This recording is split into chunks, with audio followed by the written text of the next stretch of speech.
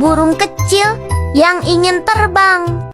Di tepi hutan, hiduplah seekor burung kecil bernama Piko. Piko baru belajar terbang, tapi ia merasa sayapnya lemah. Setiap kali ia mencoba terbang tinggi, ia jatuh ke tanah. Kenapa aku tidak bisa seperti elang? Mereka bisa terbang tinggi di langit. Keluh Piko sedih. Ibunya menenangkan. Jangan putus asa, Piko. Semua butuh waktu. Sayapmu akan kuat jika kamu terus berlatih.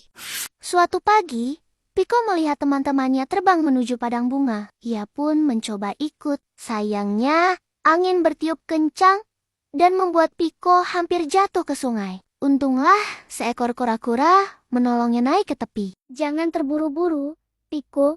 Perlahan tapi pasti lebih baik daripada cepat tapi jatuh, kata kura-kura bijak.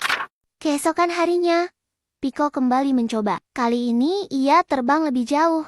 Tapi hujan turun deras. Ia berteduh di bawah pohon dan bertemu kelinci kecil. Kelinci berkata, "Kalau aku berhenti melompat saat hujan, aku tak akan pernah sampai ke rumah. Jadi aku tetap melompat pelan-pelan." Piko pun belajar bahwa keberanian adalah tetap maju meski ada rintangan. Beberapa minggu kemudian, Piko mencoba lagi. Ia mengepakkan sayapnya lebih kuat. Angin bertiup kencang. Tapi kali ini, ia tidak menyerah. Ia terbang makin tinggi hingga bisa melihat matahari terbenam dari atas pohon tertinggi. Hore!